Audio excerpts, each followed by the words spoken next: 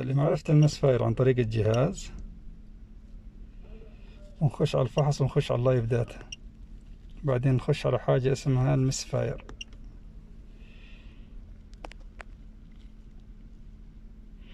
شوفوا هنا حدد لنا المس فاير في السلندرات أصفار. طبعا هذه لو في مشكلة في أي سلندر ما حيعطيك صفر بالنسبة للمس فاير، وهذه أفضل طريقة إنك تكشف المس فاير بدون ما تفصل أفياش وأسلاك وتتعب وحرارة السيارات وكذا.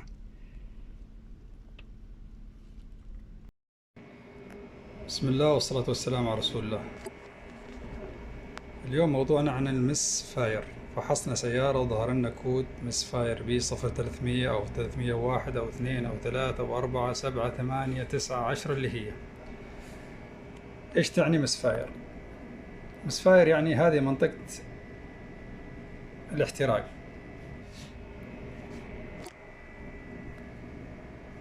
المس فاير يعني إنه المنطقة هذه مثل ما أنتم شايفين ما فيها احتراق مضبوط. الاحتراق يحتاج منا ثلاث أشياء. الاحتراق المثالي بيحتاج في غرفة الاحتراق اللي هي فوق البستم هنا كمية هواء كافية،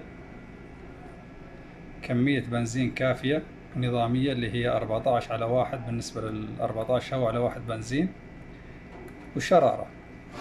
أي نقص في الأربع عناصر اللي هي الضغط والبنزين والشرارة راح يصير عندنا مس فاير أو ضعف احتراق بالسلندرات. طبعا المسببات الأساسية للمس فاير أول حاجة ممكن تكون الثلاجة بتاخذ هواء من خارج الثلاجة، سواء كان في تهريب في الليات أو في الثلاجة نفسها، أو تهريب في مبخر التانكي مفتوح على طول، أو أي دخول هواء غير نظامي ممكن يسبب مسفاير. الحاجة الثانية ممكن تسبب المسفاير اللي هي في تراكم على صحن البلف هنا. صحن البلف هذا أي تراكم للرواسب عليه أو تآكل زي ما حوريكم بصورة ثانية بعد شوي حيسبب مسفاير ضعف. أو البخاخ، هذه طبعا جي دي آي، وهذه بخاخ عادي. العادي اللي هو يضخ مباشر بمدخل الهواء مع الهواء يدخله، والجي دي آي حقن مباشر زي الديزل. إذا البنزين فيه مشكلة أو انسداد أو ضعف طرمبة بنزين أو كذا، في كل هذه تسبب مسفاير. الحاجة الثالثة اللي هي البوجي. لو البوجي فيه مشكلة أو سلك البوجي أو الكويل زي ما حوريكم بعد شوي بتكملة الفيديو برضو بيعمل مسفاير. هنا عندنا أحد الأسباب، شوفوا كيف البلف هنا متآكل. طبعا سواء كانت رواسب متجمعة أو البلف نفسه متآكل تعمل معنا نفس الشيء.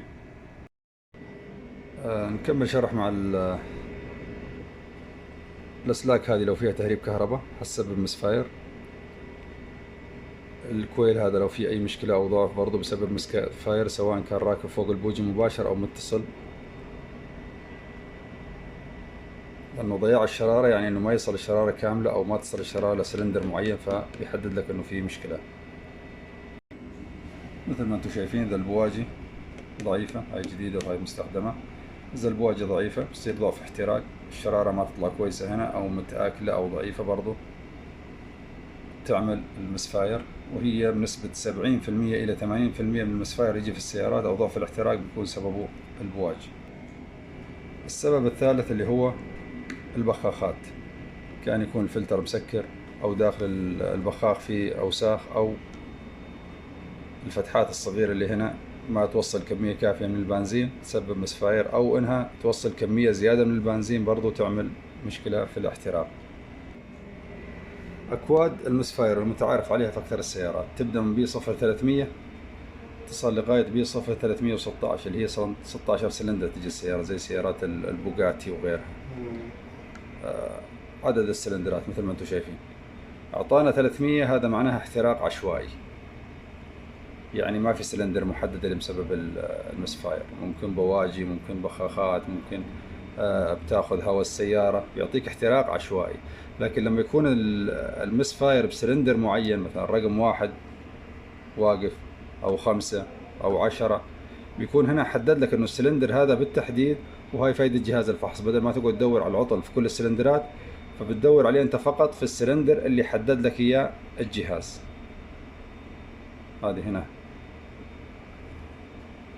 في الانجليزي، وهنا معربة طبعا اللي يبغى زي ما انتم شايفين.